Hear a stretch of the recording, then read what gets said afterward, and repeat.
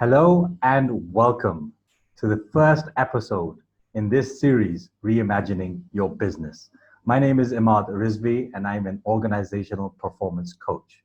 Now, we are living in very critical times amidst this COVID pandemic.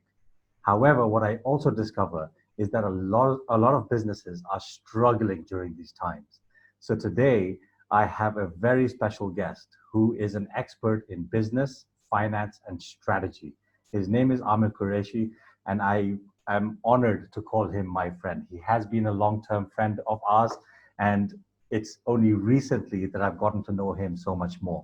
And I found it very valuable that we share insights into the world of business that can not only help your business sustain itself during these times, but can also help it grow during these times. So without further ado, I am now going to invite Amir Qureshi on stage.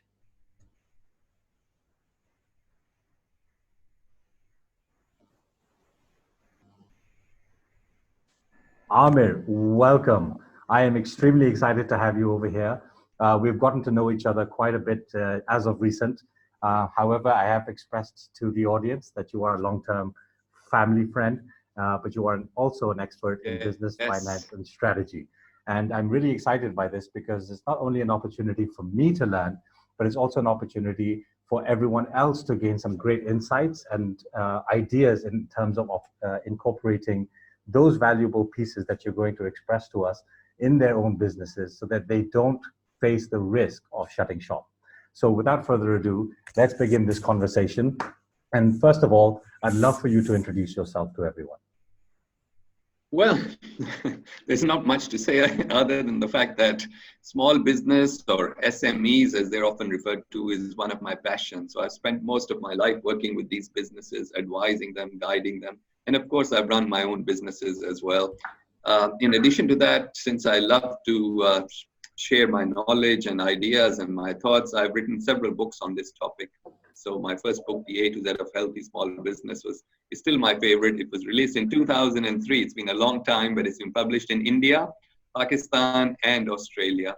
So that was certainly one of my career highlights. But these days I work in Australia. I've been a management consultant, and currently I'm doing a very interesting project, which is very much linked to the sorts of things we'll be talking about. That's fascinating. I mean, there's so much wealth of knowledge out there about you. Where can people find you? Or how could they Well, even buy your the book? easiest and the books, that's a good question. Books are pretty much out of print at the moment. They were after they all got sold out or whatever. I haven't released any more, or publishers have not done the next run. But they can reach out to me through LinkedIn or Facebook, my public page. Very easily accessible. I always respond to messages. If someone sends me a message, I'll always get back to them. So LinkedIn or Facebook are two of the easiest ways to find. And we'll leave in the comments below, we'll actually put down the link. So do have a look. And I'm sure, Amir, you're open to anyone connecting with you and asking you questions, even after this particular session. Yes. Yes, absolutely. We're starting a conversation. And if anyone has any questions or things that we don't cover or things they'd like us to talk about in subsequent episodes of this conversation, then of course we'd be very happy to do that. Fantastic. I mean, there's a depth of knowledge within you. And I think this opportunity is for us to extract that wisdom out for us all to benefit. Thank you so much for even coming into this conversation and discussion, because I'm really excited and really look forward to really picking your brain on many respects, because I see myself really as an entrepreneur. Well, I can't promise what you'll find, but you're welcome to try. Well, we have to dive deep into it. So let's get to it. All right. And because we are very limited on time, let's be very succinct with the questions. So the first question that I really want to pose with you, and I think is quite pertinent, is what business model is the most suited during these trying conditions? And sorry, Amir, before I forget, and because this is all new to us, the topic of today really is keeping your business afloat. And the idea behind that is, before we can even begin to grow, let's try and sustain ourselves in the beginning. So I should have mentioned that in the beginning. Today's topic really is to keep your business afloat, and how do we go about doing that? And that then brings me to the question which I asked already, and I'll repeat one more time, is what business model is most suited during these trying conditions? Yes, and so one of the key points, I suppose, in relation to that question is that we don't always have the luxury of having the ideal business model when these kind of crises come out of nowhere. Like a few months ago, we probably would not have seen this whole COVID thing coming to become such a big problem as it has. Not just in any one country, but all over the world. It's a crisis like the one we've never actually experienced before. So it's difficult to quickly adjust your business model when you find yourself in a crisis, right? So here what we can talk about is after the event, it's very easy to be wise, but when you're caught in the middle of it, it's very, very difficult. But essentially, the model that suits such situations is one of a business which is agile, which is flexible, where the cost structure is not fixed. So we are focused more on variable costs, not fixed costs. So you have the capacity and the opportunity to increase your production or your service delivery in real time, very quickly, depending on how much demand for your products or services there is. That is the ideal business model. So you're not stuck with high costs of doing business. And as we come out of this crisis, hopefully in the next few months and so on, that is a sort of business model most businesses will want to adopt. So that's quite interesting. When we have been faced with this pandemic, it came as a significant shock to a lot of people, especially those that are running businesses. What mindset must one adopt in relation to this, and where does one begin? It's great to have a structure, but where does one start to reevaluate their business as it is now?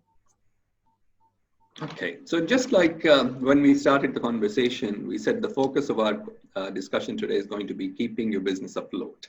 So the first thing that you really need to think about when you're in the midst of a crisis or when a crisis hits you is survival. It's the most natural of human instincts, but from a business point of view, it is about survival. And if you don't survive, of course, then all of the things we're going to talk about are not going to be of a lot of help as far as your current business is concerned. So initially, your focus has to be survival. And in the midst of a crisis, the things that will help you is managing your expenditure, managing your cash flow, and we can go into a little bit more detail. But your focus has to be how you're going to survive for those 3 to 6 months or however long you think the crisis is going to last in the country in which you're currently operating your business. Yeah, that's actually a very, very valid point, because despite the fact that the entire world is going through a very similar case, after a few months of this pandemic, we can see that some countries are now in a different state as opposed to other countries. And I'm here speaking to you here from Pakistan. We're in a different situation in relation to the pandemic. You currently are based in Australia. Situation may be different over there. So talk to us from a geographical lens. Is how does one actually relate based on the conditions that they're currently experiencing? Yes. So here is the thing. Australia, being an island and being so far away from the rest of the world, has managed to deal with the crisis better than most other countries. They put in very strict restrictions in terms of travel, in terms of allowing people to come into the country. Even within Australia, the states have stopped people from other states from coming in and going out. So we've had very strict rules, but now gradually we're easing the restrictions, and businesses are starting to resume. Cafes, restaurants, these kind of businesses are now coming back online. So whereas I understand in Pakistan, we are still in the midst of, or you're still in the midst of the crisis, so people have probably a few more months of difficulty ahead of them before they can get to the stage that we're in here. So depending on what stage of crisis you find yourself in, you have to adapt your response to it accordingly. So let's just touch on 2 or 3 things that I mentioned previously. One was about managing your expenditure. So obviously, as soon as a crisis hits, your income is going to be affected. Most businesses have had to deal with significant and sudden reduction in income. In some cases, it's been as much as 15, 20, 30%. In some cases, it's actually, they're down to 10 to 15%. of what they were generating pre-COVID-19. So each business, depending on where you are, what type of industry you're in, has going to have a different story to tell. But essentially, the only thing you can do in that situation is to scale your business back to whatever is possible in the short space of time that you have, so that the cash flow or the profit or loss that you're suffering is minimized. In other words, the loss is minimized so that the money going in and money going out are as closely aligned as possible. Now, that takes time to do that, especially in a business which is large or a medium size. You cannot scale things back so quickly, but that has to be your focus. You've got to bridge the gap between cash in and cash out. As I said in one of my books, cash in must be more than cash out, or you'll be on your way out. And that's what happens to businesses that can't manage that cash in and cash out. That's very, very interesting. And it sort of brings me back to the point that you also mentioned around being flexible and being agile. Now, when we look at being agile or being flexible as a business, what must a business think about? Because what I've actually found is in a number of cases, a lot of people don't want to change the way they do things. It doesn't mean you're taking away from the core of your business, but what it essentially means is you've got to find a way around by doing something different. If you take the current pandemic and us now becoming quite familiar with this online technology, we've actually been forced into this new way of doing things that it's almost unlikely that we go back to the norm that we're very familiar with. So from an agility standpoint and the core of a business, what must they start doing and get comfortable doing, in fact, when it comes to continuing their momentum of running their business? So let's look at a couple of examples. And in most businesses, some of the biggest costs traditionally have been around their office premises or commercial premises from which they operate. It was considered very, very normal to have a very high-end, expensive office if you were running a professional consulting or services firm. So you had to have a nice address, good offices, etc., which would generally be one of your biggest expenses. Similarly, your staff are obviously going to be one of your key and major expenses. Then there's a lot of travel that people used to undertake to go to meetings, etc. Now, in terms of looking at how we can do things differently, now the whole question or the need for having such a luxurious, large office in the most expensive part of the city is now under question. So you don't necessarily need to have such a large office. Maybe you could have a satellite office and allow some of your people to work from home, like people have been doing because they were forced to do it. So that would save you a significant amount of cost. Similarly, in terms of having employees who are on salaries where you have to pay them regardless of whatever happens, a lot of companies are going towards a contractual model. So when there is work, people are employed with them, otherwise they are not. So that cuts the overheads out and allows the employees also the opportunity to work for other organizations if they choose to. But essentially, you're not required to pay them every month, regardless of whether you have any income or not coming in. So we've seen recently in Australia an example of one of the big four. Deloitte has let go of 700 staff, which is almost just under 10% of their workforce in Australia. Wow. And that's a massive number of people to let go. But the reason is very simple. The income dropped to this level and their expenses were still here, and they had no choice but to actually let people go. So going forward, they're going to have an arrangement with a lot of consultants and contractors who will be brought in when they have projects, and when there is no work, then at least they don't have to worry about the cost structure. And similarly, the cost reductions that people have gained from not being allowed to travel, and the fact we can have this conversation from two different continents, many thousands of miles away, means that, in future, instead of just jumping on the plane and going to a meeting, people will be much more inclined to do these kind of remote meetings. And that will again result in reduction in costs. So the word is over here, something that sort of I grapple with. And I always express when it comes to cost cutting, the general sense is that employees are usually high above everything else when there's a change that's needed. Do you feel that that's the right approach or the right mentality to have? Or is there an opportunity that perhaps you can train and develop the people, perhaps in a different role, perhaps because fear can consume a lot of people in their work, and that fear can result in a very negative effort in the work that they're doing.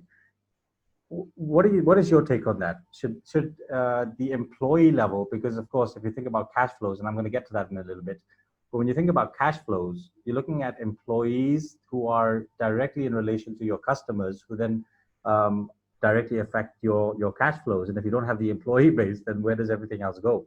So, Yes. what is your take on that? On the cost cutting measures? So there are one or two things that I feel very passionate about. One of them is this whole concept of cost cutting. And whenever there is a recession or a crisis like this one, which is perhaps much bigger than a normal recession, people who are given the task of making these kind of strategic decisions are the most highly paid people in the company, right? So if you take a Pakistani example, for instance, people who are earning, upwards of ₹1 million a month are sitting there making decisions. And what they tend to do, of course, is pick on the lower levels of staff.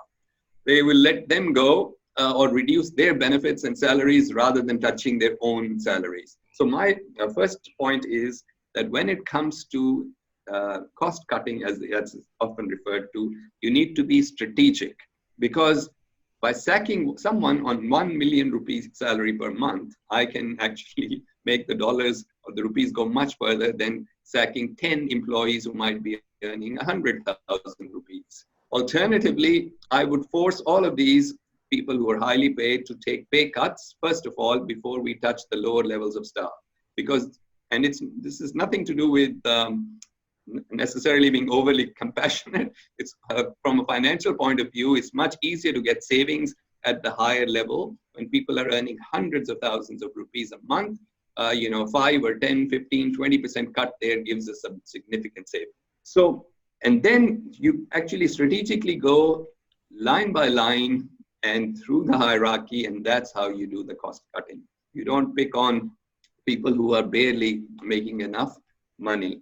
The other thing is, for developing countries like Pakistan, one of my favorite sayings is that you cannot get away from fiscal discipline, because obviously, as I was saying before, a business has to generate profits, and it has to, when bad times come around, it has to make tough decisions.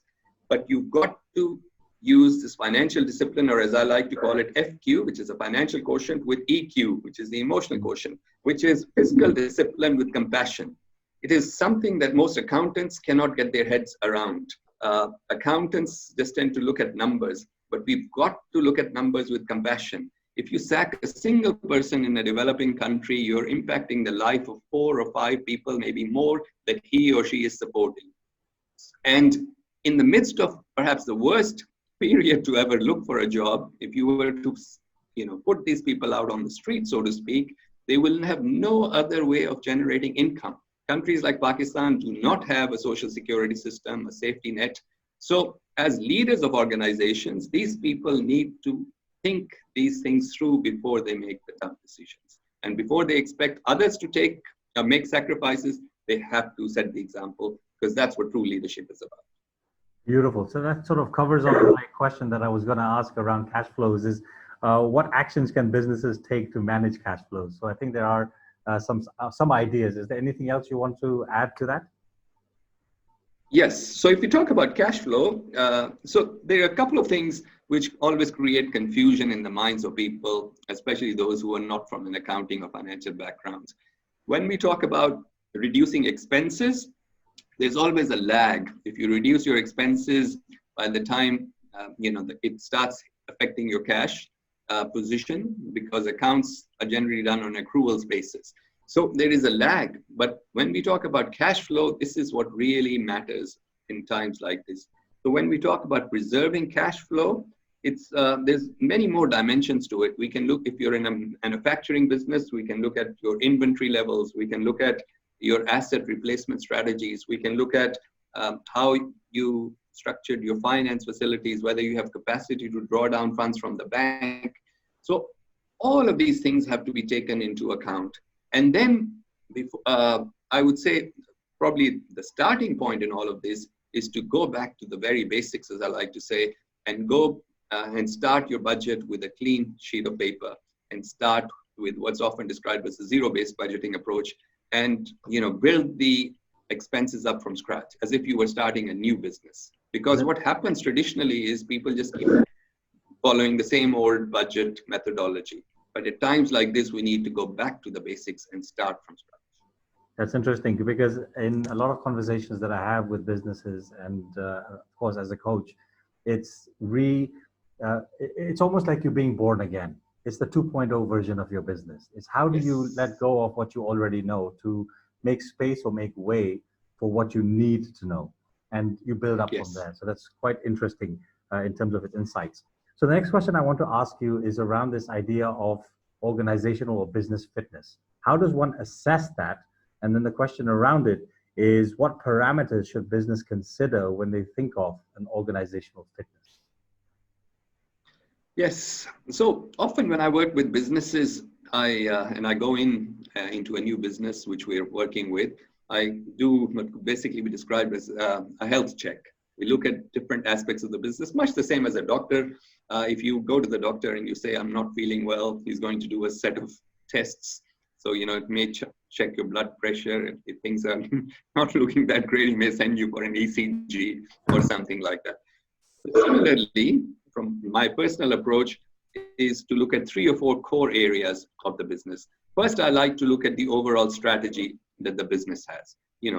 Is it is it positioned correctly? Do they have the right products? Do they have the right service offerings? Those kind of things. Do they have a strategy? Do they know what they're actually trying to achieve in terms of the vision, the mission, all of the things that we talk about?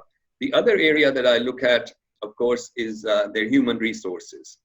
Do they have the right people doing the right things, as Jim Collins very famously said, right people, do they have the right people on the bus, right people doing the right things, and that kind of thing.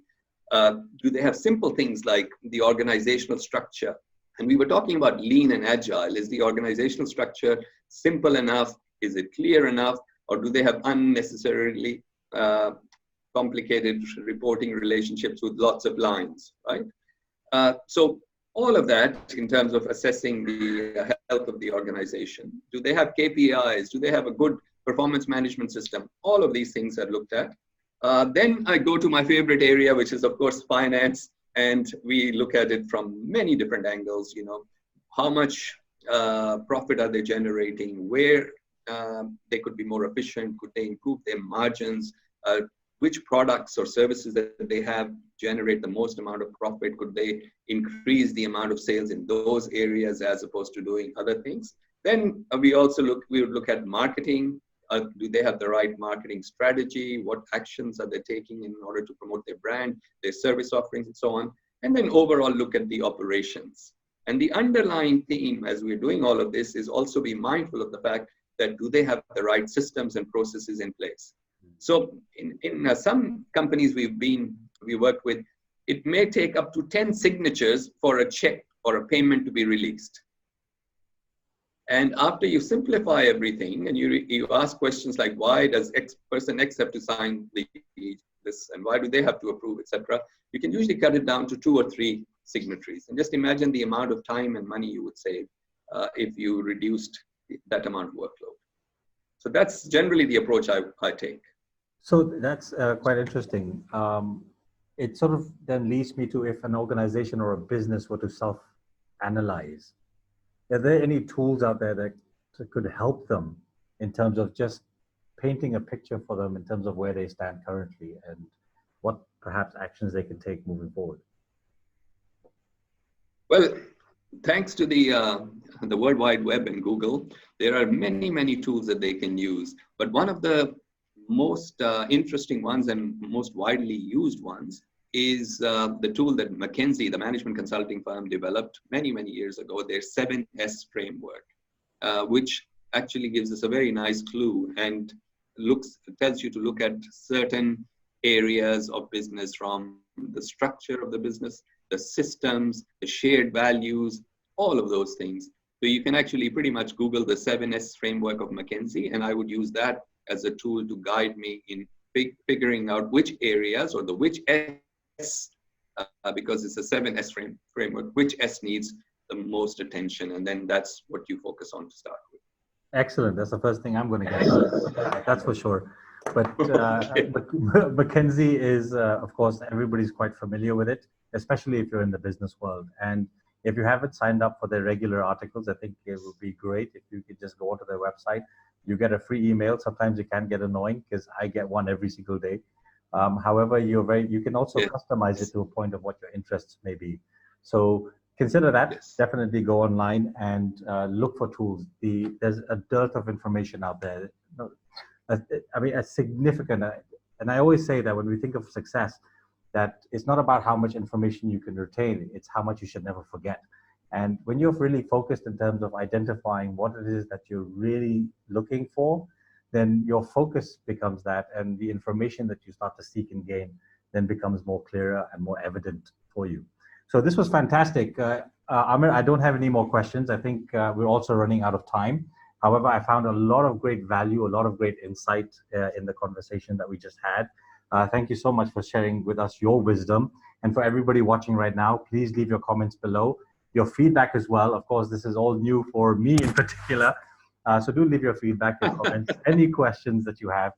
We'd love to hear from you so that in our next episode that's going to be coming up next week, then we will definitely address that as best we can. So this is, of course, as part of a significant series that is really there to help enlighten us in terms of where we're at and how can we actually not only just come out of it, but grow in a much more significant way. So Amir, any concluding remarks, thoughts, questions, queries, comments? Sure. Just a couple of closing comments. And next week we're going to talk about reimagining your business, effectively business version 2. So as we come out of the crisis, how can we reposition our business? How can we recreate our business so that it becomes more successful going forward? And not only do we survive, but we hopefully build a business which is more sustainable, more profitable, and thrives into the future. And since I talked about the McKinsey 7S framework, I came up with my own steps to success. And you can Google these and they'll come up as well. These are called the Cool Steps to Success, named after the firm that I used to have back many, many years ago. And I've recited these so many times and with groups of, hundreds of people, and I just get such a kick out of watching other people do this. So the Cool Steps to Success: strategize, systemize, synergize, dollar-wise, and succeed. Strategize, systemize, synergize, supervise, dollar-wise, and succeed. These are my cool steps to success. And you can find them if you do a Google search, you'll find them and a little bit of information about them as well. That is very, very, very good. I think it just gave the idea of what we're going to title the next episode, which is re-engineering your business. Does that sound good, Amit? I think that sounds wonderful. And thank you so much for being such a great person to converse with and talk to. Your questions really tested me out. I'm glad.